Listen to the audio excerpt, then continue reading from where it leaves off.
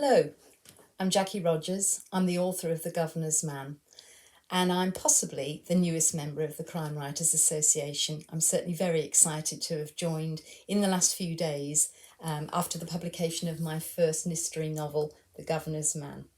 First of all, I want to tell you a little bit about my attempt to escape from lockdown. My story is the same as everybody else's. We went into lockdown last March, and I was pretty sure I'd be there a while because I have a suppressed immune system, so I knew I had to be very careful. When it came to April of this year, after a year and a bit of being really careful and being very well looked after by my lovely husband, Peter, I had my second jab and I felt the world was now my oyster.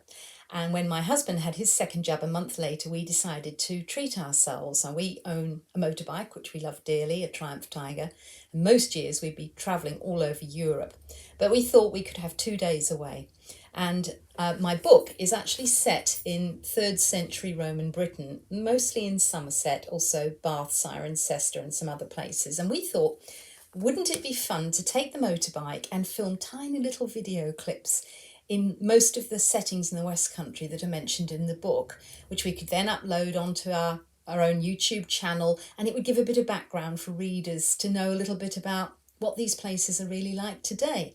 So that's what we did, and off we set. We spent 2 days on the road and we filmed little tiny clips in lots and lots of different places, mostly very noisy with lots of traffic, which wouldn't have been the case in Roman times.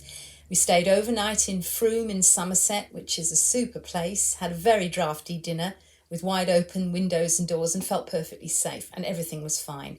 And we came home, and then shortly after that, at around the time my book was published, the end of May, middle to end of May, it became apparent that the vaccines don't necessarily work as well for immunosuppressed people as they do for everybody else. In fact, they might not work very well at all. So I haven't escaped from lockdown. I'm pretty much back into it, apart from sitting outdoors socially distanced. I'm back under a stone.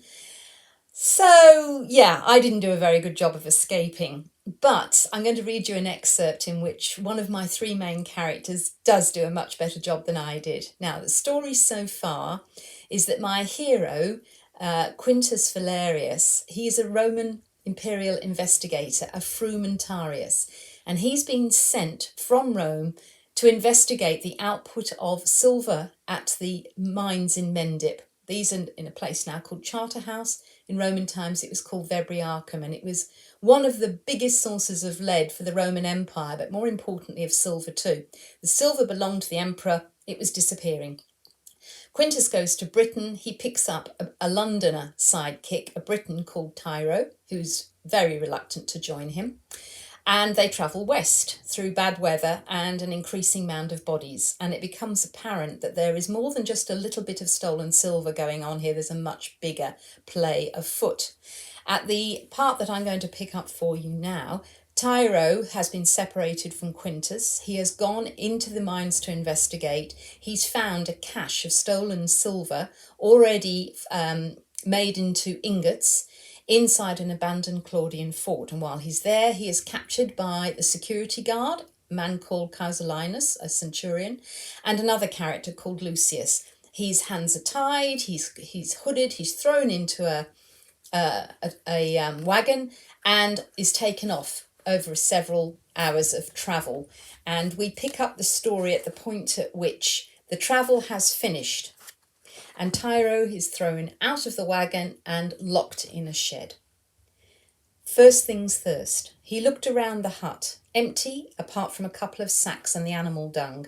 Nothing useful there. On the plus side, the cloth binding his wrists was nowhere near as strong as the whipcord he routinely carried himself. He wriggled his bound hands over a splintered wedge in the wooden wall, rubbing the fabric to and fro over the rough wood.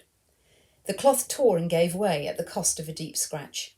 He spent a moment rubbing the feeling back into his numb, swollen wrists and sucked the scratch to stop it bleeding. Better. He crouched to look through a knot in the wood. He had a narrow view of Casulinus and Lucius in a dusty yard. A tall block of wood had been hammered into the ground. Set into the block was what he guessed to be a mould. A counterfeiter sat on a stool before the block holding a metal stamp in pincers. A second man wielded a hammer, and Tyro watched as he aimed skillfully and struck a hard blow, forcing the disc down onto the mould. "Right, on my way," said the centurion. "If I'm going to be back again before dark, when our cockerel in there has softened up enough to start crowing, I'd best get a shuffle on." Casulinus heaved himself up onto the wagon. "You can find your own way to Ischylus docks, can't you?" he called to Lucius. He shook the reins and the wagon rolled out of the yard. Moments later, Lucius mounted his black stallion and cantered away. The two counterfeiters looked at each other, one shaking his head. The other slapped him on the shoulder and fetched a jug left under a tree. He poured wine into a cup. They sat down, passing the cup between them and taking gulps. Tyro, in the shed, rubbed the tender spot on his head and called himself every name under the sun. Stuck. In a bloody country shed. What a fool he'd been, making himself so easy to catch. He winced at the sarcasm the frumentarius would fling his way. But it was highly likely the imperial investigator would never know what had happened to him. Best guess?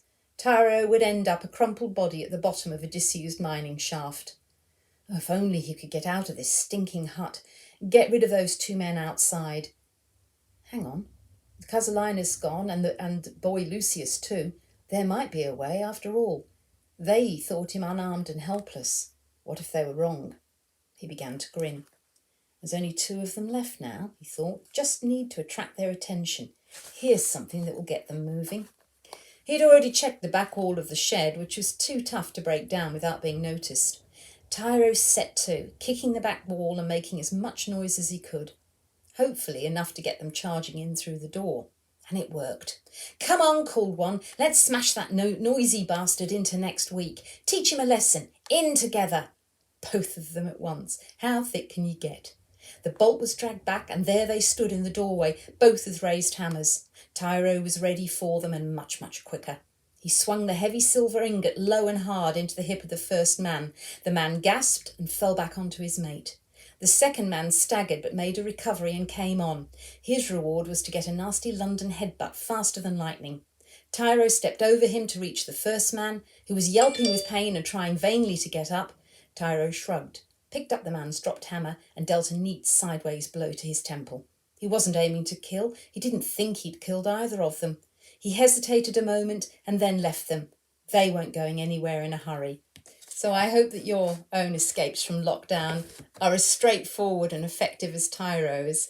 And good luck with the rest of your reading this month. I hope you enjoy all the authors and all their books as well. Bye for now.